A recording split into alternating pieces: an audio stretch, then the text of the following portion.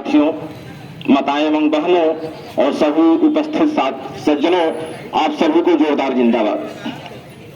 दोस्तों, आजादी से पहले हमारे देश के नागरिकों ने ऐसा सोचा था, ये दिल में उम्मीद थी कि हमारा देश एक दिन आजाद होगा, हमारे देश का एक अपना संविधान होगा, अंग्रेजों के संविधान के जो गुलामी थी उससे मुक्ति मिलेगी,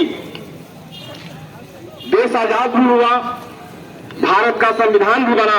संविधान ऐसा बना कि विश्व का सबसे बड़ा संविधान बना और उसमें यह भी लिखा गया कि विश्व के इस सबसे बड़े संविधान में नागरिकों को जितना अधिकार भारत के संविधान में लिखा गया है, विश्व के किसी भी संविधान में उतना अधिकार नहीं लिखा गया है। लेकिन बात यह है कि क्या उन सारे अधिकारों का धरातल पे पालन होता है?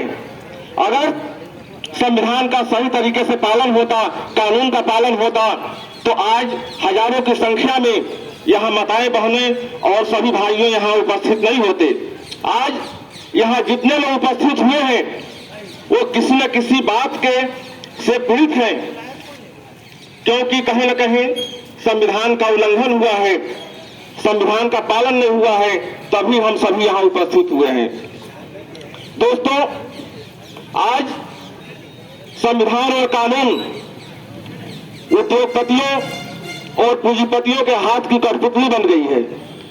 संविधान और कानून एक मकड़ी के जाल की तरह से बन गया है। आप मकड़ी के जाला देखे होंगे, उसमें छोटे कीड़े तो फंस जाते हैं, लेकिन जो बड़े जानवर होते हैं उसको तोड़ के निकल जाते हैं। आज वही हालत इस समाज और कानून का हो गया है। जो बड़े बड़े पूंजीपति हैं वो संविधान और कानून को बड़े आसानी से तोड़ देते हैं और जो छोटे मजदूर हैं, जो गरीब हैं, जो बेसहारे हैं, वो उस पर हमेशा फंसे रहते हैं और उनसे पालन कराया जाता है। आज इसी तरह के जो पूंजीपतियों का अत्याचार है, जो संविधान का पालन नहीं हो पाता है संविधान के ठेकेदारों के द्वारा, आज हमारे सेंचुरी भी इसी अत्याचार का शिकार हुए हैं। वहां के मजदूर, वहां आज 5 साल से आंदोलन चल रहा है। इस 5 सालों में अपने कानूनी और जबनी लड़ाई के दम पे हमारे मजदूर 4 साल तक वेतन लिए, लेकिन उसके बावजूद भी, अब उसमें हम बता दें कि किस तरह से संविधान का उल्लंघन हुआ। मजदूरों के लिए लेबर ऑफिसर है, लेबर कमिश्नर है, लेकिन जब पहला फैसला जब आया था 2017 में, तो उसमें एक लाइन लिखा था कि डिप्टी लेबर कमिश्नर ने अपने शक्तियों का गलत इस्तेमाल किया था। फिर भी सारे फर्जीवाड़े को उजागर किए, 4 साल तक वेतन लिए, उसके बावजूद भी जो उद्योगपति कुमार मंगलम बिरला इसी लेबर कमिश्नर के सहयोग से फिर कानून का उल्लंघन किए और आज 17 महीने से वेतन बंद है और हमारी कानूनी और मैदानी जंग जारी है। तो दोस्तों, हम अपने अधिकार के लिए लड़ रहे हैं, तो हमें वो कर्तव्य भी करना पड़ेगा, क्योंकि अधिकार और कर्तव्य दोनों एक ही सिक्के के 2 रूप है। अगर आपके साथ अत्याचार हो रहा है, आपका शोषण हो रहा है, तो आपको उसके खिलाफ जंग लड़ना ही पड़ेगा। दोस्तों, जो पूंजीपति हैं उनके हाथ में कानून है, वो कानून को अपने हाथ की कठपुतली बना दिए हैं। हर तरह आपको डराया जाता है, लेकिन वो खुलेआम उल्लंघन करते हैं। आज उसी उल्लंघन का देन है कि हम सबको यहाँ उपस्थित हो करके और लड़ना पड़ रहा है।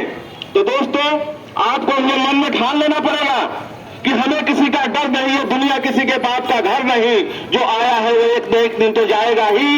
इसलिए हम भी सर उठा के लड़ेंगे, सर झुका कर नहीं लड़ेंगे। कहने का मतलब हमारी लड़ाई होगी सत्य और अहिंसा की लड़ाई, क्योंकि हमेशा जो कानून के ठेकेदार हैं आपको हिंसात्मक रवैया से आपको उलझाने की कोशिश करेंगे, आपको समाज में नफरत फैलाने की कोशिश करेंगे, जैसा समय समय पर किया जाता है। जब नफरत फैलाने के लिए दो समुदाय के बीच में जब लड़ाई करवाया जाता है तो समाज का मन भटकता है। तो दोस्तों, हमको संविधान की रक्षा करनी है, संविधान बचाना है। आज उसी के लिए ये यात्रा का 5वां दिन है और संविधान की रक्षा होने तक, संविधान बचने तक हमको कानूनी और मैदानी जंग लड़ना पड़ेगा। ऐसा हमें मन में धैर्य लेकर के चलना चाहिए। जय हिंद, जिंदाबाद।